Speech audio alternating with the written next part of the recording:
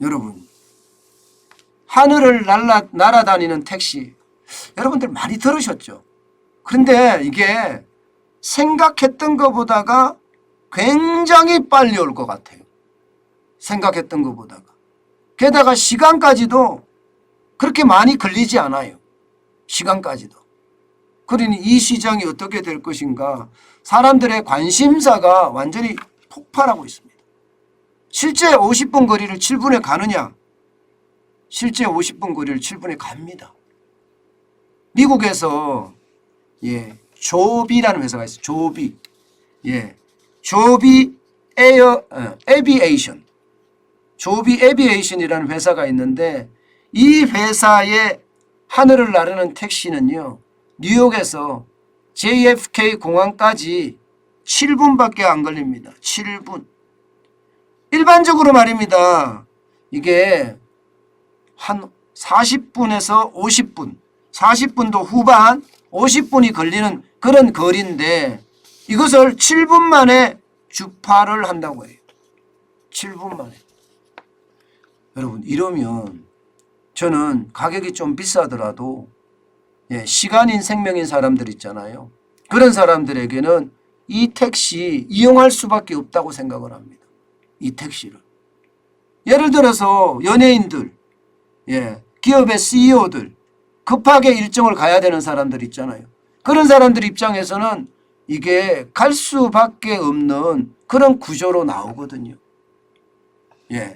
그만큼 안전하냐가 문제예요. 그죠? 지금 이게 조비 에비에이션에 쉽게 말하면 하늘을 나는 택시입니다. 하늘을 나는 택시. 여러분 보시다시피 재미있죠, 그죠? 굉장히 예쁘죠. 굉장히 예쁘죠. 야, 이런 거 보면서 말입니다. 결국 말입니다. 이 시장의 변화는 굉장히 무섭구나. 저는 이런 생각을 할 수밖에 없었습니다. 이렇게 시장이 빨리 변한다고 그렇게 생각할 만큼 저는 놀라운 것을 저는 본 것 같아요. 진짜 놀라운 것을. 여러분, 이게 이렇게 갈 거냐 안 갈 거냐를 두고 많은 사람들이 이야기를 하고 있지만 이미 말입니다. 이게 현실이 되고 있습니다. 실제 하늘을 날아서 갑니다.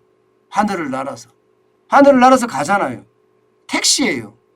이것도 2024년에 서비스 시작한대요. 올해가 2022년 지금 4월입니다. 그러면 2024년은 앞으로 2년 후에 이제 얼마 안 남은 거예요. 이제 얼마 안 남았다. 사실 이게 안정성만 완벽하게 된다면 이거 하늘을 나는 택시도 얼마 남지 않았다는 이야기예요. 이게 수직으로 프로펠러가 지금 보시다시피 6개 있습니다. 1개, 그죠? 2개, 3개, 4개, 5개, 6개 있습니다. 프로펠러가 6개 있고요. 또 갑자기 엔진이 정지될 거를 대비해서 쉽게 말하면 전기 배터리 있잖아요. 다 구비를 해놓고 있다고 합니다. 그래서 급하게 엔진이 이게 됐을 때는 이게 프로펠러를 돌려서 안전하게 착륙할 수 있는 그런 모델 지금 가장 준비를 하고 있다고 하니까, 게다가 기술력으로 가장 앞서 있는 게 조비 에비에이션이라고 이야기하니까 아마 될 거다 이런 얘기입니다.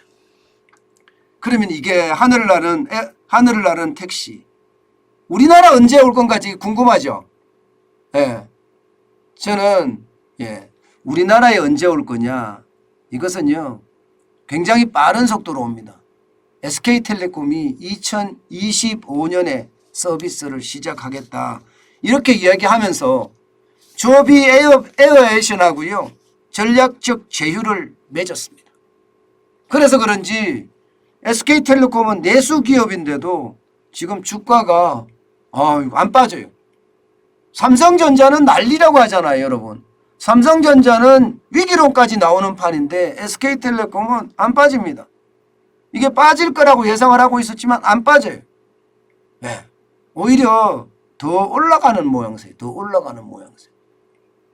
이게 SK텔레콤이 조비 에비에이션하고 말입니다. 전략적 업무 관계를 맺었고 그것도 대표이사가 직접 건너가서 말입니다. 유영상 대표이사인데 협약식에 참여를 했어요. 그러면서 말입니다. 2019년부터 우리는 사업 검토를 해왔다. 그러면서 한국에서도 한국교통연구원이나 한국공항공사나 한화시스템 이런 데하고도 컨소시엄을 구성을 해서 앞으로 이게 하늘을 나는 택시에 대한 사업을 가장 먼저 시작을 하겠다. 이렇게 지금 이야기를 하고 있거든요. 이게 이제 몇 가지 아직까지 개선돼야 될 문제들이 몇 가지가 있는데 지금 개선되기는 굉장히 많이 개선이 됐습니다. 예를 들어서 몇 명을 태울 수 있을 거냐 이거 문제였잖아요. 지금까지는 뭐 한 명 태우기에 좀 버겁다 이렇게 됐는데 이게 지금은 탄소 섬유로 이게 쉽게 말하면 굉장히 가볍게 만들어서 3명까지는 태울 수 있다는 거예요. 운전사하고 3명. 3명. 3명을 이제 한꺼번에 타서 갈 수 있다는 이야기고 또 하나가 소음이거든요. 우리가 헬리콥터 소음이라면 어마어마한 소음이잖아요. 이게 150데시벨 정도 되니까 장난 아닙니다. 그런데 지금 이 조비에서는요. 그 하늘을 나는 택시, 이 택시 말입니다. 65데시벨입니다. 65데시벨. 절반 이하로 주로 떨어뜨렸습니다. 절반 이하로. 근데 이 정도 가지고는 안 된다 이거. 이거보다 더 떨어뜨려야 된다. 그런 이야기 지금 많이 하고 있습니다. 그렇게 한다 그러면요. 새로운 세상이 또 하나 열리는 거죠. 새로운 세상이. 여러분, 제가 왜 하늘을 나는 택시를 여러분들에게 말씀을 드리느냐. 이게 시장이 이렇게 변한다는 거예요. 일반적으로 미국에는요. 여러분 고속철도가 없죠. 고속철도가 굉장히 참 희한하게 나라 땅은 엄청 큰데 없습니다. 크지 않습니다. 있다고 하더라도 조그만 거리에만 있고요. 근데 왜 없을까? 바로 비행기 때문이에요. 미국은 비행기 문화가 굉장히 잘 돼 있습니다. 그래서 굳이 고속철도까지 만들어가면서 그럴 필요가 없다고 생각하는 거예요.